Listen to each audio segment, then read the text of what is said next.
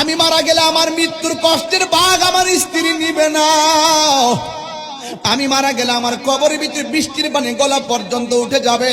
আমার ঘরে টিন দিয়া পানি পড়লে টিনের ছিদ্র বন্ধ করার মানুষ অভাব হবে না। কিন্তু আমার কবরে গলা পর্যন্ত পানি উঠে গেছে, আমার কবর পানি সেচার কোনো মানুষ যাবে না। কথা বলেন ঠিক কিনা? এই জন্য যুবক, আমি কি বুঝাইতে চাইতেছি, এই দুনিয়ার কেউ কাহার আপন হবে না।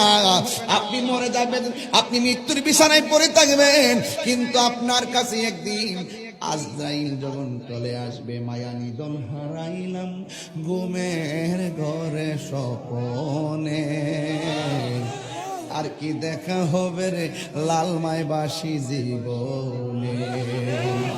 ওরে রং হাসির খুরাক দিচ্ছেন, আল্লাহর কসম করে বলছি, রং মোহনে থাকবার বন্ধু পালঙ্কে শুইয়া, কোন সন্ধানে আজরাইল ঢুকিল আসিয়া।